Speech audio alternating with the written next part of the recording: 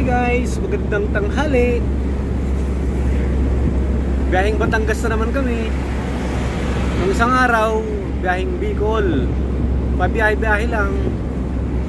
Ayan o, tatlo pa rin kami. Ay, driver namin, yung poging driver.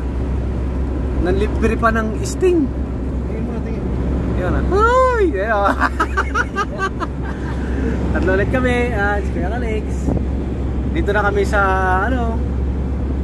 Southwoods, biyaheng Batangas, Santo Tomas, Batangas. No? Maluwag na ngayon Lumis, maluwag. Alam mo pala dito si Mami. Bakit niya pinagpo? Ba't niyo lang daanan? Ano? Ha? Ba't niyo lang daanan? Oo. Ha?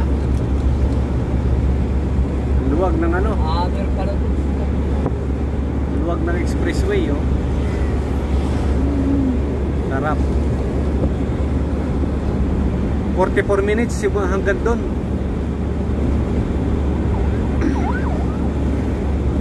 Ayan, update ka lang kayo mamaya ulit pag nandun na kami sa Batangas. Bye! Si Foreman, may namin. Dito na kami sa Batangas. Matagal lang. Puntahan namin, no? Oh, warehouse. Laki ng warehouse. Subutan namin yung... Ang laki ng warehouse. Diyan kami galing. Laki ng warehouse, pauwi na kami. Sinigang. Pabalik na kami, guys.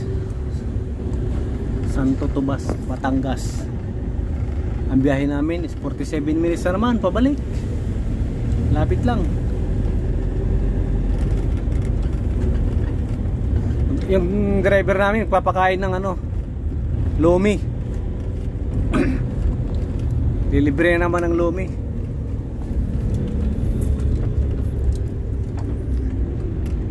Okay, lalabas na kami, bibiyahe muna kami. Bye-bye. SM Santo Tomas. SM Santo Tomas. SM yan.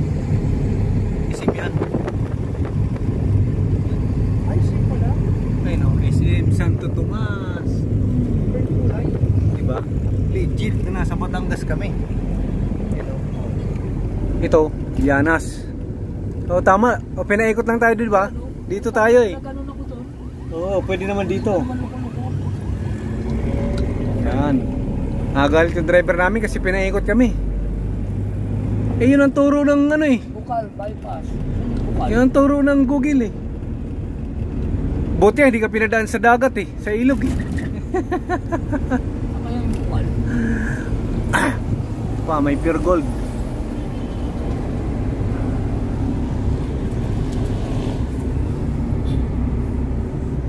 Pure Gold, Santo Tomas.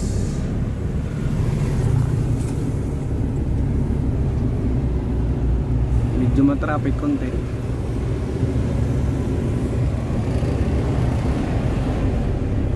Bye bye, pauwi na kami.